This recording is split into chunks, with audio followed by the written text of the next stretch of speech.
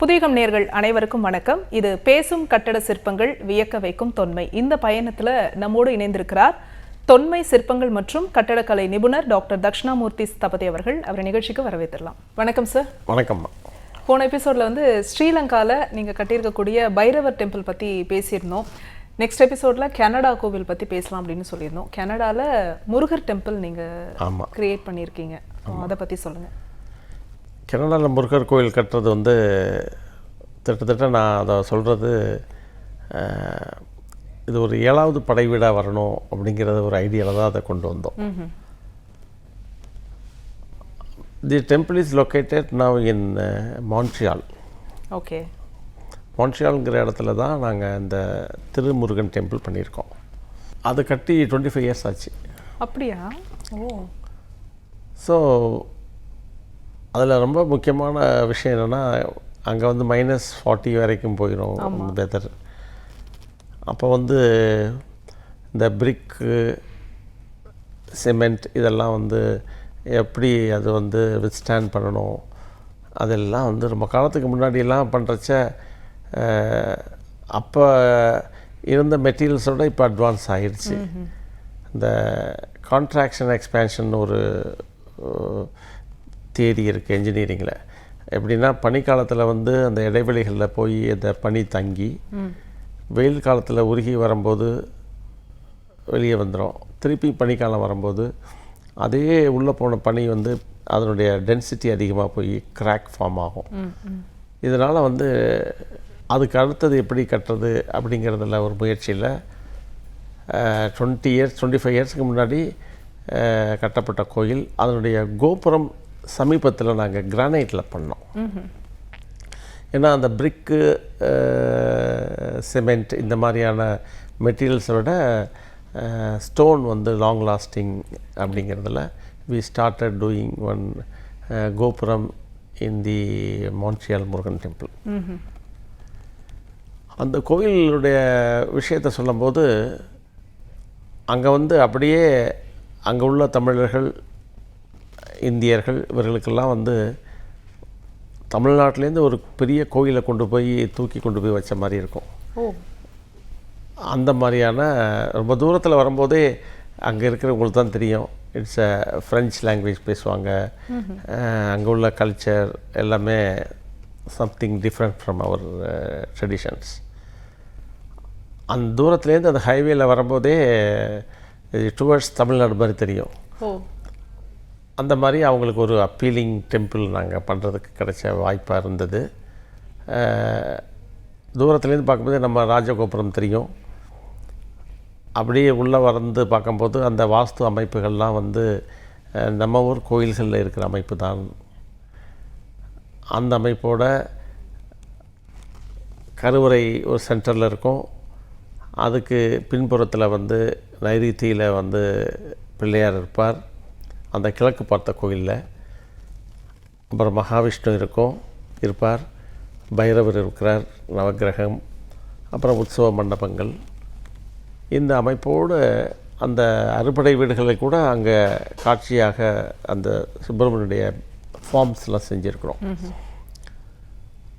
ஒருத்தங்க நம்ம மக்கள் உள்ளே போய் வணங்குறச்ச, போன வாரம் நீங்கள் கேட்குறச்ச அந்த வாஸ்து பற்றி கேட்டீங்க. ஆமாம் சார்.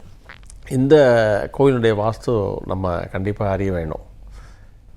இந்த வாஸ்துவில் இருக்கிற மிகப்பெரிய விஷயமே, இந்த வாஸ்து எதில் இருக்குது அப்படின்னு சொன்னால் நம்பரில் தான் இருக்குது மெயினாக. சரி.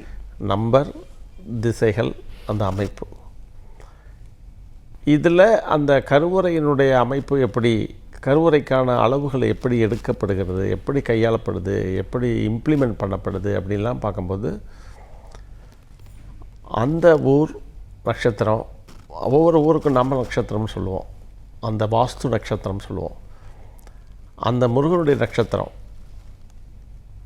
அப்புறம் அந்த நம்பருக்கு ஒரு நட்சத்திரம் உண்டு. இது எல்லாம் பொருத்தம் பார்க்குறதுன்னு சொல்லுவோம்மா. ஸோ இட் ஷுட் ப்ராஸ்பரஸ் நம்பராக இருக்கணும்.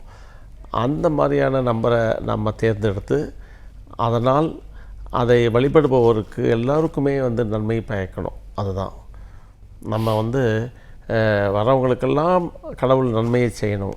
கேட்பது அங்கே கேட்குறதெல்லாம் கிடைக்கணும். அங்கே கேட்குறதெல்லாம் கிடைக்குதுன்னா வாஸ்து நல்லா இருந்தால் தான் கிடைக்கும்.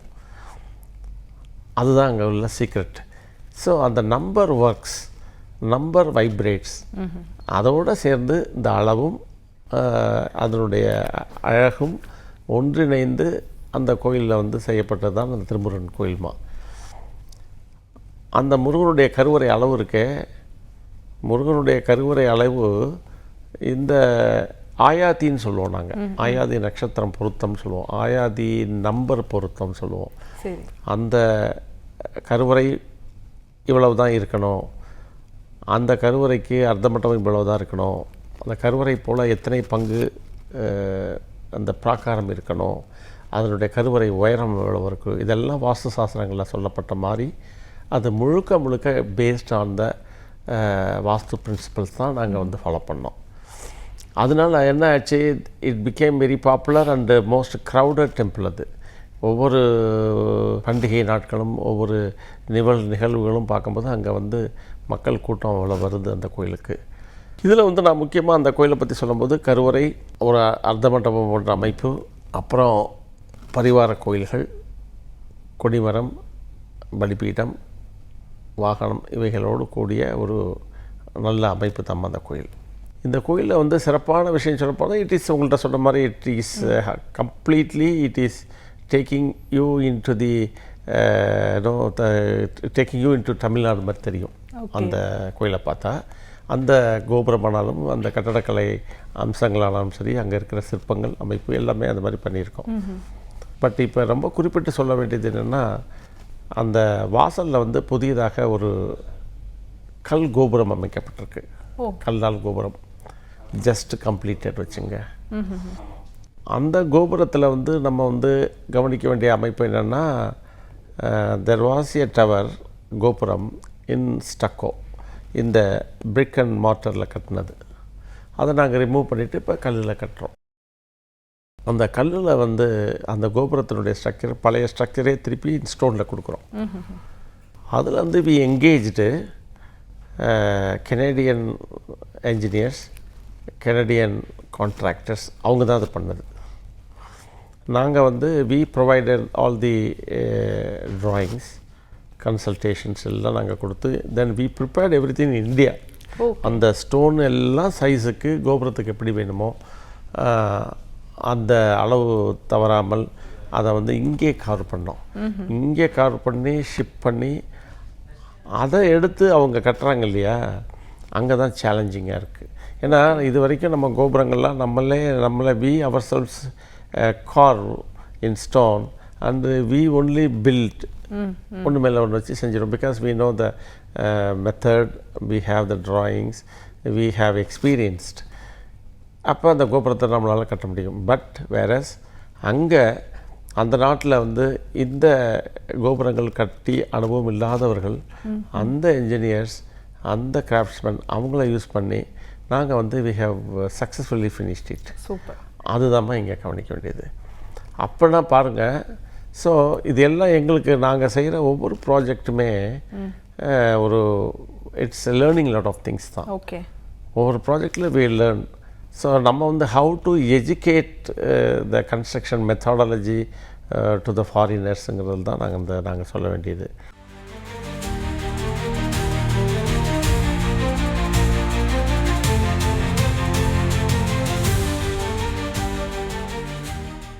ஸோ நீங்கள் வந்து இங்கேருந்து கம்யூனிகேட் பண்ணி அங்கே இருக்கக்கூடிய இன்ஜினியர்ஸை வச்சு அந்த கோவிலை கட்டியிருக்கீங்க. என்ன மாதிரியான சேலஞ்சஸ் இருந்தது சார்? ஆமாங்கம்மா, இது எப்படின்னா அவங்கள வந்து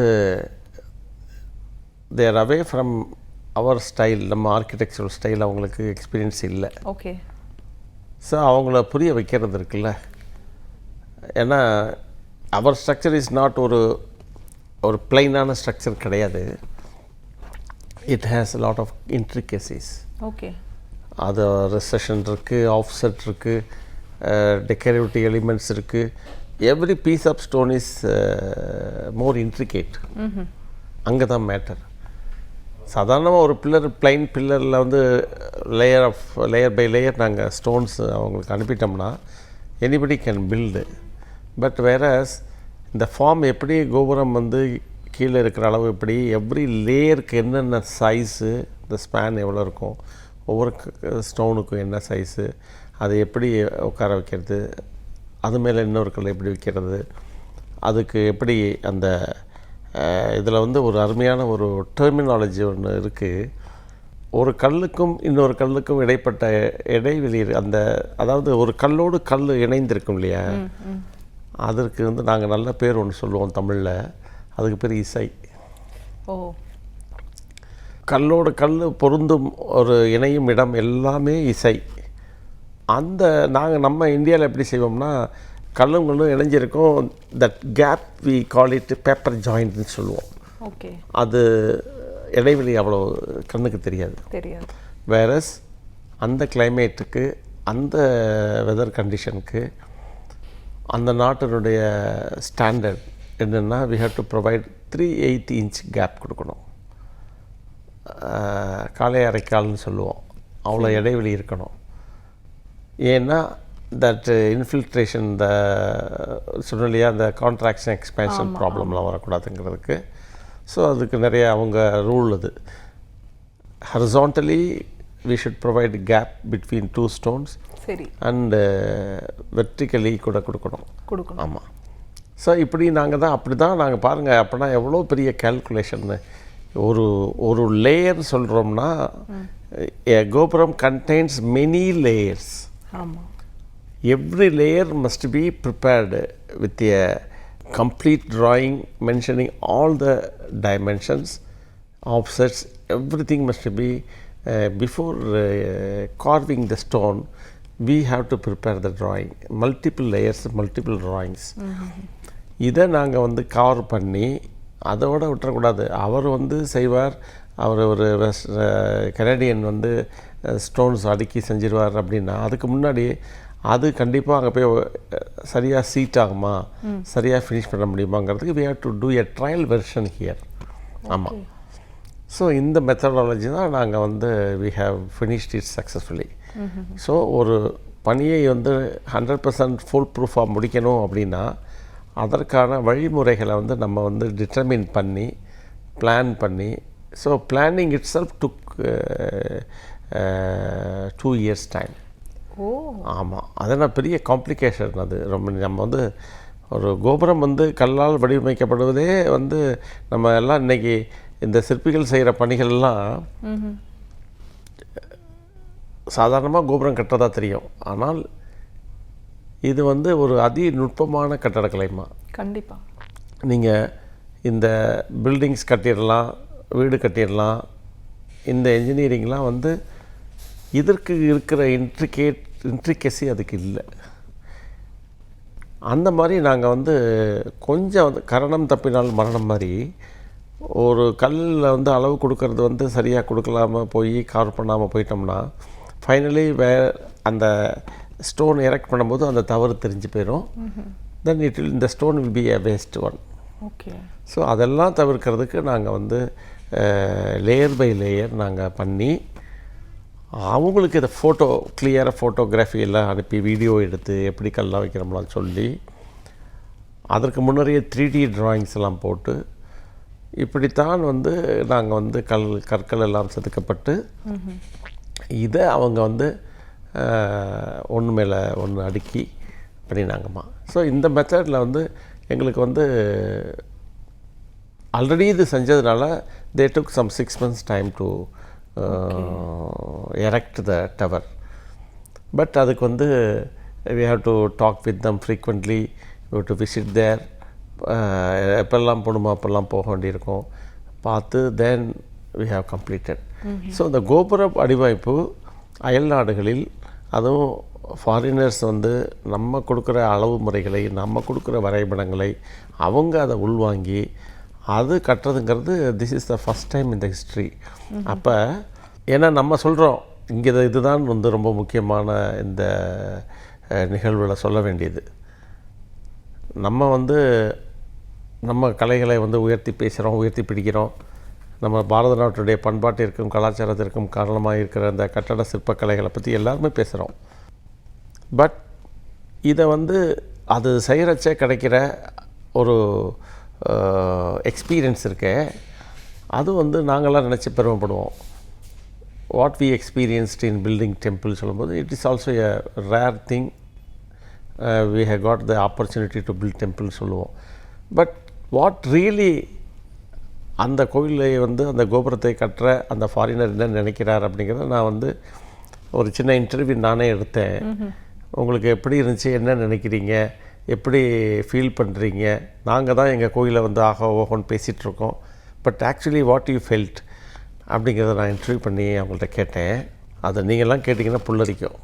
என்ன சொன்னார்? ஆமாம், நம்ம என்னெல்லாம் சொல்கிறோமோ இது ஒரு மியூசிக், இது ஒரு நம்மால் வந்து இதனுடைய ஆமாம் உயிரை கொடுக்கறது, இதை எப்படி கான்சன்ட்ரேட் பண்ணுறது, எவ்வளோ இன்ட்ரிகேட் ஒர்க்மேன்ஷிப், எப்படி இதை வந்து ஒரு இது ஹையஸ்ட், அதாவது நாங்கள் Indian architecture is ultimate architecture, அதாவது ஜெனித் என்ன சொல்லுவோம்ல, இந்த கணக்கியல் உச்சின்னு சொல்லுவோம், zenith of architecture, okay, pinnacle of architecture அப்படிங்கிறத நம்ம சொல்கிறோமே, அதை வந்து அவன் வாயில் சொல்லும் போது தான் எனக்கு உண்மையிலே எனக்கு தேன் வந்து பாந்துச்சுன்னு சொல்லுவோம் காதில். அந்த அளவுக்கு நான் உணர்ந்தேங்க. நான் ஐ forget every thing while doing this one. I fully concentrated my whole time in to the building construction. இதை ஒன்றுமேல கொடுக்குறது ஆவல் இருந்துச்சு, அடுத்து எப்படி வரும்னு தெரியாமல் அதை நம்ம எப்படி செய்கிறோங்கிற இதே சிந்தனை. இந்த மாதிரியான ஒரு கோவில் கட்டடம் கட்டப்படுமாயானால் யார் கட்டினாலும் சரி, அவர்கள் வந்து லௌகிக வாழ்க்கையை மறந்துட்டு இந்த இதில் அர்ப்பணிப்பு, இதில் ஒரு பேஷன் டெடிகேஷன் வச்சு பண்ணினா தான் வந்து இதில் முடியுங்கிறத ஹீ டோல்டு. ஓ, அதுதான் எங்களுக்கு வந்து ரொம்ப ஆச்சரியப்பட்டோம். நாங்கள் இதை பாருங்கள், நாங்கள் சார் நான் பக்கத்தில் உள்ள சொன்னேன் பார்த்தீங்களா, what he experienced the thing, what he experienced அதை தான் நாங்கள் வந்து எக்ஸ்பீரியன்ஸ் பண்ணிக்கிட்டே இருக்கோம். இதுதான் வாழ்க்கை பூரா, இதுதான் எங்கள் எக்ஸ்பீரியன்ஸு. இதை நாங்கள் சொல்லிக்கிட்டே இருப்போம். வெளியில் ஒரு அந்த நாட்டு கட்டட கலைஞரும் பொறியாளரும் இதை சொல்லும்போது உண்மையிலேயே வந்து இப்போ தான் வந்து எல்லோருக்கும் புரியும், இவ்வளவு நுட்பமாக இருக்குது, இவ்வளோ உயர்வாக இருக்குது. இது வந்து இட்ஸ் என்னென்னமோ சொல்கிறான், அதை வந்து வார்த்தைகளால் விவரிக்க முடியாது. அந்தளவுக்கு he was very comfortable in completing the temple அப்படிங்கிறது சொன்னார். So this is the thing we need to understand how our ancient architecture is great அப்படிங்கிறதுக்கு இந்த ஒரு விஷயமே போதும். அப்படி தான் இந்த கோபுரம் வந்து முழுக்க முழுக்க கற்களால் கட்டப்பட்டு இது கும்பாபிஷேகத்தை இப்போ எதிர்பார்த்துட்ருக்குமா. இப்போது நம்ம தமிழ்நாடு இல்லாமல் இப்போ அதர் கண்ட்ரி பற்றி பேசணும். அதர் ஸ்டேட்டில் நீங்கள் கட்டியிருக்கக்கூடிய கோவில் பற்றி பேசலாம். ஆமாம்மா, இதில் அதர் ஸ்டேட்னா கர்நாடகாவில் ஒரு ப்ராஜெக்ட் பண்ணினோம். ஓகே, அது வந்து it's long ago. Oh, so when I was at the age of 28 நினைக்கிறேன், அப்போ பண்ணினேம்மா. அப்போ எனக்கு வந்து நிறைய கோயில்கள்லாம் டூர் போனது, கற்றுட்டது, கல்லூரியில் படித்ததுக்கெல்லாம் வந்து ஒரு வாய்ப்பு கிடைக்குமா ஒரு ப்ராஜெக்ட் பண்ணுறதுக்கு அப்படிங்கிறதெல்லாம் நான் வந்து வெயிட் பண்ணிகிட்டு இருந்த டைம். அப்போ வந்து ஒரு மேஜர் ப்ராஜெக்ட் கிடைச்சது. சூப்பர். அதை வந்து அந்த பீரியடில் முன்னாள் பிரதமர் ராஜீவ்காந்தி தான் அதை தலைமையேற்று அந்த கும்பாபிஷேக நிகழ்ச்சியை வந்து கலந்துட்டார். சிறப்பு. அப்புறம் நிறைய பல மாநில முதல்வர்கள்லாம் வந்திருக்கிறாங்க அந்த கோயிலை பார்க்குறதுக்கு. அது கர்நாடகாவில் மேங்களூர் அப்படிங்கிற இடத்துல கோகர்நாதேஸ்வரா டெம்பிள். அது பண்ணலாமா, அது பார்க்குறச்ச நம்மால் முடியுமான்னு தான் நான் இப்போ யோசித்தேன். பட் அப்போ முடிஞ்சது அந்த ஏஜில். திட்டத்தட்ட 60 அடி உயரமான ஒரு கோபுரம். அந்த கோயில் பற்றி சொல்லும்போது நாராயண குரு சுவாமின்னு நீங்கள் கேள்விப்பட்டிருப்பீங்க கேரளாவில். ஆமாம், அவரால் பிரதிஷ்டை செய்யப்பட்ட அந்த கோயில்மா. ஓகே, அதை மாற்றி அமைச்சிட்டு ஒரு புதிய கோயிலாக வேணும் அப்படிங்கிறது முன்னாள் மத்திய நிதியமைச்சராக இருந்த ஜனார்தன பூஜாரி அவருடைய வழிகாட்டுதலில், அவருடைய இன்ட்ரெஸ்டின் பேரில் தான் இந்த கோயில் வந்து கட்டப்பட்டது. இன்றைக்கும் அது வந்து very popular temple in Karnataka. Okay. Short period in 13 months time. ஓ பரவாயில்லையே. ஆமாம், 13 months time engaging more then 300 artisans. அதை அந்த பீரியடில் நாங்கள் வந்து ஒர்க் பண்ணி முடித்தோம்மா. அதில் கவனிக்க வேண்டிய அம்சம் என்ன, நம்ம நாட்டினுடைய கலைகள் வந்து இந்தியா பூரா பரவி இருக்குது. தமிழ்நாட்டில் இருக்கிற இந்த கட்டடக்கலை ஒரிசாவில் இருக்குது, அஜந்தலில் இருக்குது, எல்லோராவில் இருக்குது, மகாராஷ்டிராவில் இருக்குது, பீகாரில் இருக்குது. ஆல்மோஸ்ட் இந்தியா முழுக்க நம்மளுடைய கலைகள் வந்து பரவி இருக்குது. கர்நாடகாவில், அதுவும் தட்சிண கர்நாடகாவில் அங்கேயும் வந்து இந்த திராவிட கட்டடக்கலை இருக்குது. அந்த சூழ்நிலையில் அவங்களுக்கு வந்து மதுரை மீனாட்சி மாதிரி எங்களுக்கு கோவில் வேணும்னு கேட்டாங்க. ஸோ மதுரை மீனாட்சி மாதிரியான அமைப்பு, கோபுரம், அந்த பரிவார ஆலயங்கள், அமைப்போட சுற்றுச்சுவர் எல்லாமே பார்க்குறச்ச அவங்களுக்கு வந்து it is looking like a jewel in Mangalore மாதிரி இருக்கும். கோகர்ணநாதேஸ்வர் தான் வந்து மூலவர். அந்த கருவறை வந்து கேரளா ஆர்கிடெக்சரில் இருக்கிற ஒரு ஸ்ட்ரக்சர். அதை நாங்கள் ஜஸ்ட் ரெஸ்டோர் மட்டும் பண்ணிட்டோம். அதை சுற்றி இருக்கிற அந்த அமைப்பு கிட்டத்தட்ட உங்களுக்கு அதுவும் இப்படி தான் தூரத்துலேருந்து பார்க்குறச்ச மிகப்பெரிய எலிஃபெண்ட், லைஃப் சைஸ் எலிஃபெண்ட், அப்படியே ஒரு ஜிசாண்டிக் காம்பவுண்ட் வால். நம்மளை வந்து உள்ள ரைட்டில் பார்த்திங்கன்னா ஹனுமார் டெம்பிள், அப்புறம் சாய்பாபா டெம்பிள், அப்புறம் மகாநந்தின்னு சொல்லக்கூடிய மிகப்பெரிய நந்தி, இப்படியே பக்கத்தில் வந்து மிகப்பெரிய அவர் இந்த கல்யாண மண்டபம் கூட நம்ம இந்தியன் ஆர்கிடெக்சரில் இருக்கணும் அப்படின்னு பிரியப்பட்டதுனால அது மாதிரியே வடிவமைச்சு கொடுத்து இந்த கோயில் வந்து most attractive temple and most powerful temple in Karnataka. அதுவும் மேங்களூரில் வந்திருக்கிறது பார்த்திங்கன்னா இப்போ டூரிஸ்ட் பார்த்திங்கன்னா அதிகமான டூரிஸ்ட் வர்றாங்க. அதில் கவனிக்க வேண்டிய முக்கியமான அம்சம் என்னென்னா, இந்த தசராங்கிற ஒரு ஃபங்க்ஷன் இருக்குது. சிவராத்திரியும் தசராவும் பார்க்கணும். திட்டத்தட்ட மைசூர் தசரா கேள்விப்பட்டிருப்பீங்க. அந்த அளவுக்கு சிறப்பாக நிறைய க்ரௌட், அந்த lakhs of people will gather for the Dasara அப்படிங்கிற அமைப்போடு தான் இந்த கோயில் கட்டியிருக்கிறோம்.